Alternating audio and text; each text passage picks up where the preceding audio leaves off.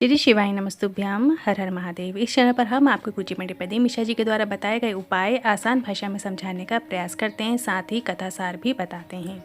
आज का ये वीडियो थोड़ा इंटरेस्टिंग होने वाला है क्योंकि 30 जुलाई सावन का महीना शुरू होने वाला है और सावन के पहले ही दिन से क्या हम उपाय करें और पूरे सावन भर हम क्या उपाय करें जिससे भोलेनाथ की विशेष कृपा हमें प्राप्त हो सके, साथ ही सुख समृद्धि खुशहाली हमारे घर में हमेशा रहे।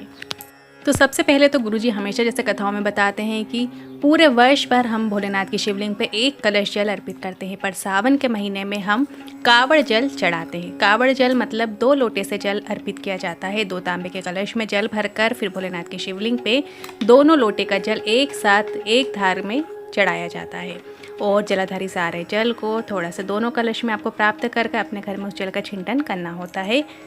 वहीं यदि आप रोग मुक्ति के लिए भोलेनाथ की शिवलिंग पर जल चढ़ाना चाहते हैं तो आपको एक कलश में जल रखना होता है और एक तांबे को छोड़कर अन्य किसी पात्र में आप दूध रख सकते हैं दूसरे हाथ में, और फिर जल और दूध की एक साथ धार भोलेनाथ की शिवलिंग पर अर्पित की जाती है। कुंदकेश्वर महादेव का नाम लिया जाता है और जलाधारी से आ रहे जल को जो रोगी व्यक्ति है जिसके निमित्त आप ये उपाय कर रहे हैं या स्वयं के लिए कर रहे हैं तो कुंदकेश्वर महादेव का नाम लेकर वही जल आपको 3 बार आचमन करना होता है। कुछ बूंदे ही सही पर आपको आचमन ज़रूर करना है कुंदकेश्वर महादेव का नाम लेकर।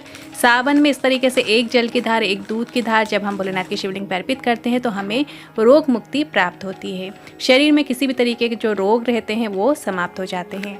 साथ ही एक बात और हम आपको बताना चाहते हैं, सावन के महीने में हरे रंग पहनने का विशेष महत्व बताया गया है। सावन में सुहागिन महिलाओं को हरे रंग की चूड़ियाँ पहनना चाहिए। ऐसा करना शुभ माना जाता है क्योंकि देखो सावन के महीने में हरियाली ही हरियाली चारों तरफ रहती है। प्रकृति भी हरे रंग का श्रृंगार करती है। जो सौभाग्यवती नारियां रहती हैं, सुहागिन महिलाएं रहती हैं, तो उनके लिए भी यह महीना सुख समृद्धि का प्रतीक है। तो हरे रंग की चूड़ियां इसमें विशेष महत्व मानी जाती हैं। सावन शुरू होने के बाद आपको सुबह स्नान जब आप करेंगे तो स्वच्छ वस्त्र पहनकर श्रद्धापूर्वक आप अपने ही घर में जो देवी जी की मूर्ति है उन्हें हरी चूड़ियाँ स्पर्श कराकर फिर उन चूड़ियों को आप पहन सकते हैं। तो ऐसा करना बेहद ही शुभ माना जाता है। आपके घर में जो शिवलिंग है जहाँ माता पार्वती के हस्त कमलों का स्थान है वहाँ पर भी आप उन चूड़ियों को हरे रंग की चूड़ियों को स्पर्श कराकर फिर आप उसे धारण करें। सबसे पहले उल्टे हाथ में चूड़ियाँ पहनना चाहिए, फिर आपको सीधे हाथ में पहनना चाहिए। इस तरीके से सावन के महीने की शुरुआत आप कर सकते हैं हरी चूड़ियाँ पहनकर।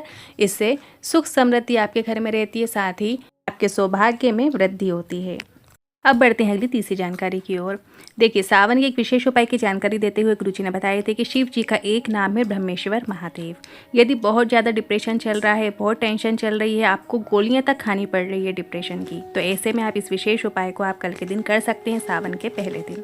7 बेलपत्र आपको शिवलिंग पे चढ़ाना है। 2 लोटे का जल एक साथ शिवलिंग पे चढ़ा देना है। 7 बेलपत्र यदि आपके पास नहीं है, यदि 5 बेलपत्र है तो 5 चढ़ा दो, 3 है तो 3 चढ़ा दो, पर इस सावन में आप ज़रूर करें और थोड़ा सा जल प्राप्त करके उसका आचमन करना शुरू करो। 3 से 4 दिन में वो डिप्रेशन से बाहर निकलेगा, ये निश्चित है। तो इस तरीके से आप ये उपाय ब्रह्मेश्वर महादेव का नाम लेकर करना है। जब आप जल चढ़ाएंगे तो ब्रह्मेश्वर महादेव का नाम लें और फिर जल चढ़ाएं। दोनों कलश जल से धार बनाते हुए चढ़ा दीजिए और धीरे धीमी धार से चढ़ाना है, बिल्कुल बारीक धार जितनी हो सके, और एक कंटिन्यू आपकी जो कलश की धार है वो चलना चाहिए। इस तरीके से आप जल अर्पित करें। फिर जलाधारी से जो जल आ रहा है उस जल को अपने तांबे के कलश में ले लीजिए और फिर उस जल का आप आचमन कर लें। इससे 3 से 4 दिन में गुरुजी ने कहा है डिप्रेशन से वो बाहर आएगा ही आएगा, उसको शांति का अनुभव होगा। सावन के महीने में पार्थिव शिवलिंग बनाने का विशेष महत्व हमारे शास्त्रों में बताया गया है, शिव महापुराण में बताया गया है। पार्थिव शिवलिंग यदि आप बनाते हैं, देखिए जो विशेष दिन होते हैं जैसे सोमवार के, सावन सोमवार के व्रत भी रखे जाते हैं। अगर आप सावन सोमवार का व्रत रखते हैं तो उस दिन आप पार्थिव शिवलिंग का पूजन अभिषेक करते हैं। साथ ही यदि आप रोज़ भी पार्थिव शिवलिंग बनाना चाहें तो बहुत अच्छी बात है। रोज़ अपने ही घर के गमले में आप पार्थिव शिवलिंग का निर्माण कर अभिषेक पूजन कर सकते हैं, विसर्जन कर सकते हैं। सावन शिवरात्रि भी रहेगी तो उसमें भी आप पार्थिव शिवलिंग का अभिषेक पूजन करें। मतलब जितना हो सके इस सावन के महीने में आप जितनी पार्थिव शिवलिंग बनाएंगे, पूजन अभिषेक करेंगे तो उसका जो फल है आपको अनंत कोटि गुना होकर प्राप्त होता है। अब आप रोज़ सुबह के समय क्या करें, अपने ही घर का जो गमला होता है, तुलसी जी के गमले को छोड़कर अन्य किसी भी गमले में आप पार्थिव शिवलिंग का निर्माण करें। थोड़ा सा जल सिंचन करें, वहाँ की मिट्टी को थोड़ा ऊँचा करें और इसके बाद एक दाना सबसे पहले चावल का रखें। इस तरीके से आपने पार्थिव शिवलिंग बना ली। फिर दिया आपको प्रज्वलित करना है और इसके बाद कलश का जल थोड़ा सा जल चढ़ा दीजिए। ऐसा नहीं है कि पूरा एक कलश जल चढ़ाना है, आप थोड़ा सा जल चढ़ा दीजिए। फिर अष्टगंध चंदन चढ़ा दीजिए, चावल के दाने चढ़ा दीजिए, काली तिल चढ़ा दीजिए। काले तिल ज़रूर चढ़ानी चाहिए, जिससे घर में जो रोग होते हैं वो प्रवेश नहीं करते हैं, अकाल मृत्यु घर में किसी की नहीं होती है। तो काले तिल पार्थिव शिवलिंग पर चढ़ाने का विशेष महत्व शिव महापुराण में बताया गया है। साथ ही आप जो भी पुष्प आपको मिल जाते हैं, यदि शमी का पुष्प मिल जाता है तो उसका फल तो शिव महापुराण में अनंत कोटि गुना बताया गया है। बेलपत्री चढ़ाइए, भोलेनाथ तो एक चावल के दाने से भी प्रसन्न हो जाते हैं। गेहूं के दाने भी आप अर्पित कर सकते हैं, तिल के दाने, सरसों के दाने आप चढ़ा सकते हैं, मूंग के दाने चढ़ा सकते हैं। जो भी जितनी भी सामग्री आपको मिल जाती है आसानी से, तो आप उस तरीके से आप पूजन कर लीजिए।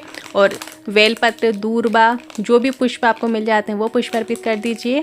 5 बार, 11 बार, 21 बार या 108 बार श्री शिवाय नमस्तुभ्यं मंत्र का भी आप जाप कर सकते हैं। जितना आपसे बन सके उतना आप जाप कर लीजिए।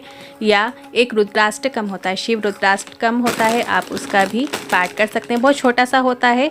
आप नमामि शमीशान जो होता है वो उसका भी आप पाठ कर सकते हैं।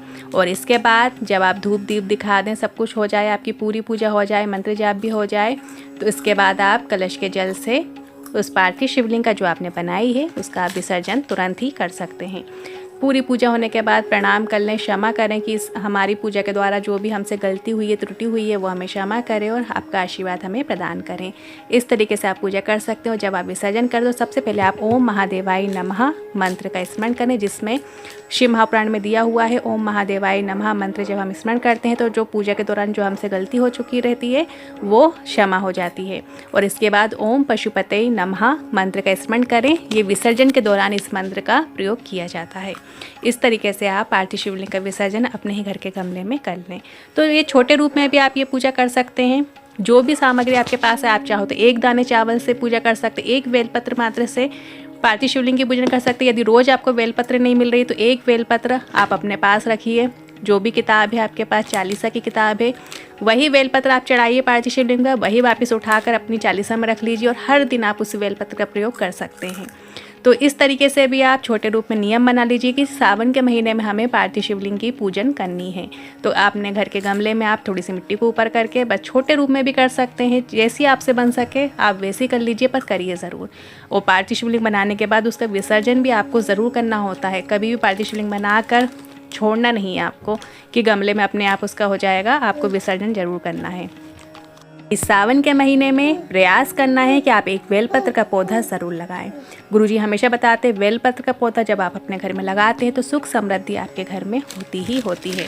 और जब विशेष दिन पड़ते हैं तो उस बेलपत्र के गमले में आप एक दिया ज़रूर लगाइए। जैसे प्रदोष का दिन पड़ता है, सोमवार का दिन है, अभी सावन का महीना तो पूरा ही शुभ है, पर आप रोज़ नहीं लगा पा रहे हैं तो विशेष तिथियों में आप एक दिया प्रदोष काल के समय ज़रूर लगाएं। सोमवार के दिन लगाएं, प्रदोष के दिन लगाएं, शिवरात्रि के दिन लगाएं, अमावस पूर्णिमा में भी आप लगा सकते हैं। तो इन चीज़ों का आप ध्यान रखिए। और भी कई जानकारी हम आपको पूरे सावन के महीने में देते रहेंगे, तो आप हमारे चैनल से जुड़े रहिए।